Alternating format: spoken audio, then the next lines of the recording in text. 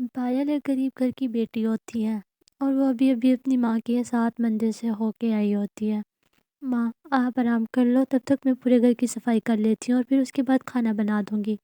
اس کے بعد پائل پورے گھر کی صفائی کرتی ہے۔ دوسری طرف سے امیر پریوار کی بیٹی ہوتی ہے جس کا نام کاویہ ہوتا ہے۔ ماں میں اپنے دوستوں کے ساتھ جا رہی ہوں گھومنے، میری دوست کی برتھ ڈے ہے۔ ارے کاویہ کبھی کام کو بھی ہاتھ لگا لیا کرو، ہر وقت بس دوستوں کے پاس ہی باہر جاتی رہتی ہو، یہ تو نے کیسا ڈریس پہن لیا ہے؟ لیکن کاویہ اپنی ماں کی بات نہیں سنتی اور چلی جاتی ہے۔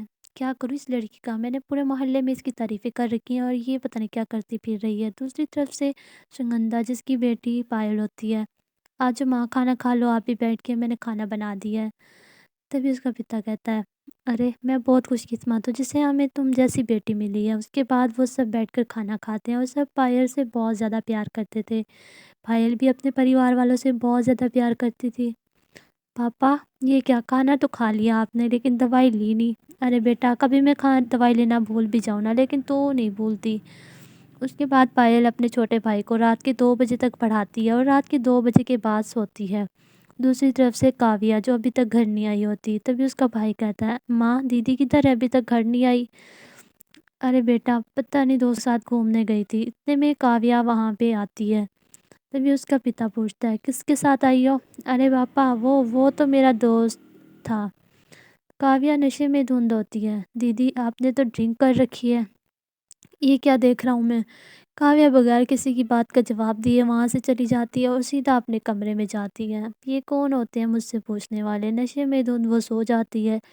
اس طرح سے کچھ دن گزرتے ہیں اور پھر ایک امیر لڑکا کار سے اتر کر اپنے گھر کی طرف جا رہا ہوتا ہے۔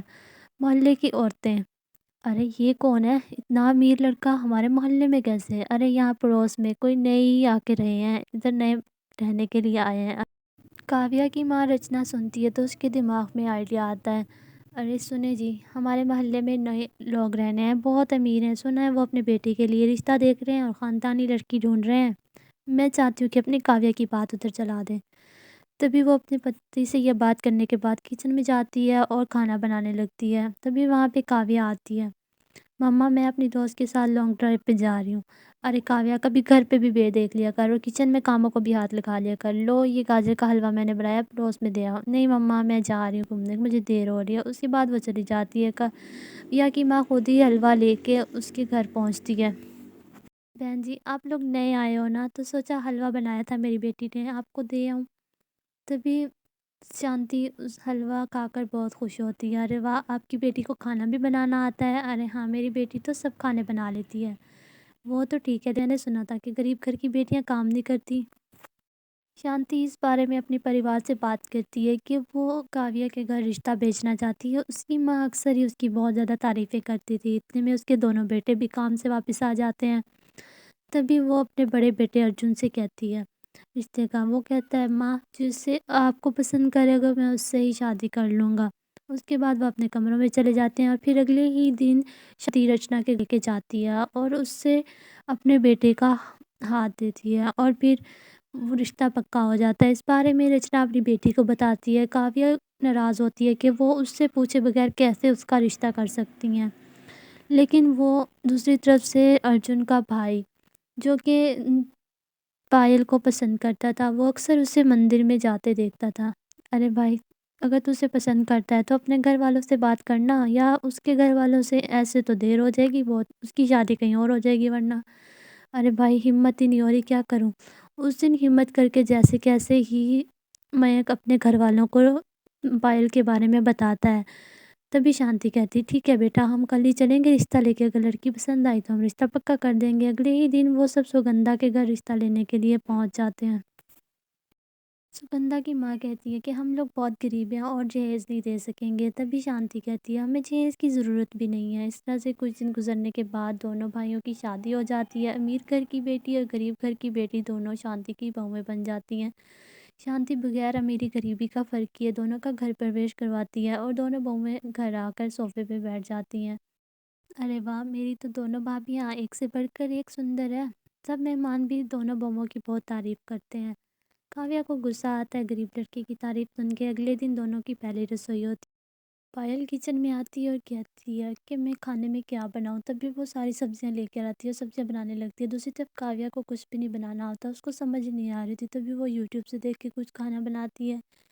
تو پائل کافی ساری ڈشز کھانے کی بناتی ہے، سب کو کھانا سرو کرتے ہیں، تو سب کو پائل کے ہاتھ کا کھانا بہت زیادہ پسند آتا ہے۔ اور تبھی شانتی کاویہ سے کہتی ہے کہ تمہاری ماں تو کہتی تھی تمہیں بہت زیادہ کھانا بنانا آتا ہے۔